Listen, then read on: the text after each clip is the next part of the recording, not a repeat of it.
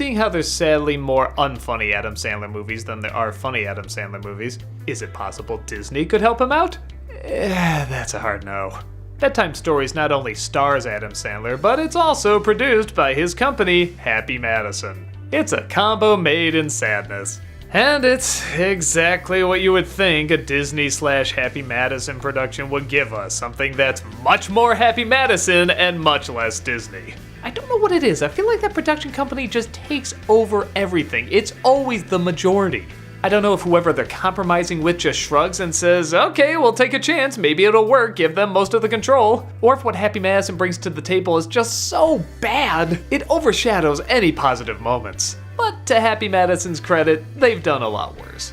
Adam Sandler plays the son of a motel owner, played by Jonathan Pryce. He sadly is not a good businessman, so he hands over control to someone else. Over the years, it becomes much bigger and far more successful, and Sandler stays on as the custodian. But, wouldn't you know it, a big bad businessman wants to take the motel in a direction Sandler doesn't like, closing down the current one to make room for another one that's, coincidentally, also gonna destroy his sister's school. Wow, that's two heart-tugging places that are gonna close unless our goofy hero can do something about it. Well, Sandler of course has ideas about how to fix everything, but nobody listens to him.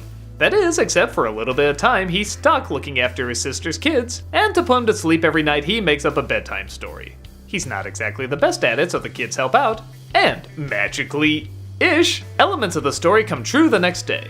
At first, it looks like magic, but then it's revealed it's usually just coincidences.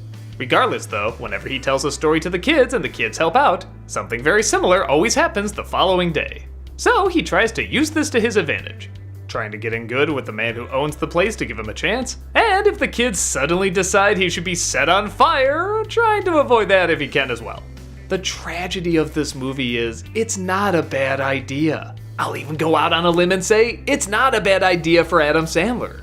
I thought the same thing for Click. It's really smart, it's really clever, and you can actually go in a lot of interesting directions. But, much like that movie too, it doesn't really utilize the talent that it has. Adam Sandler can be very funny, he can be very clever. Yes, it can be immature, but there's still an intelligence to that immaturity sometimes. I can't explain it. It worked in Happy Gilmore, it worked in The Wedding Singer and Zohan, it's possible. But the writing just gets lazy.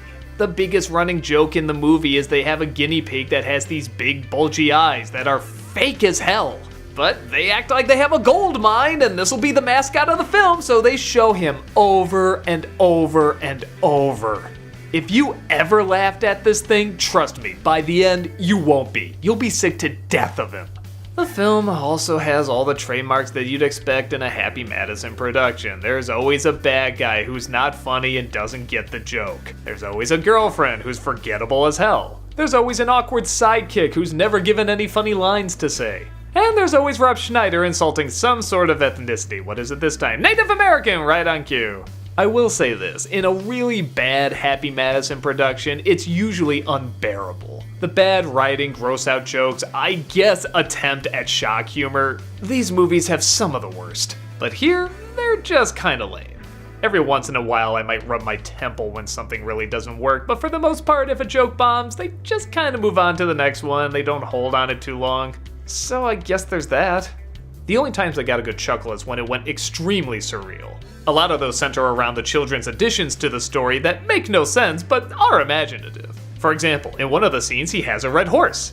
I have no idea why, but look at that thing. It's kinda cool. I've never seen a red horse. It's really neat.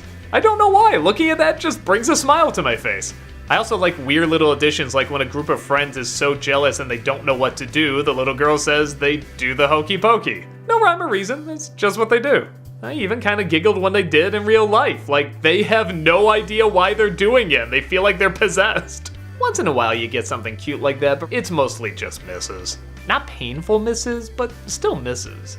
There's of course the third act moping period where the good guy has to feel really bad and he's screwed up or nobody trusts him anymore and then he has to find the confidence to do something really wacky to save the day, but the big bad businessman won't listen and tries to stop him. Yeah, I mean, you know the drill. Like I said, I've seen far worse versions of this formula, but it's still a bad formula. Every once in a while Adam Sandler can work with it okay, but this isn't one of them.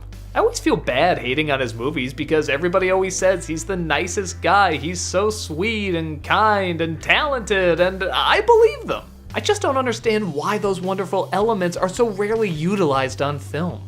I guess you could argue without movies like these, you wouldn't have ones like Uncut Gems and Punch Drunk Love. You know, like in order for Favreau to make Mandalorian, he has to do a few Lion Kings. Are they worth it? I guess. But that still doesn't make them very good stories.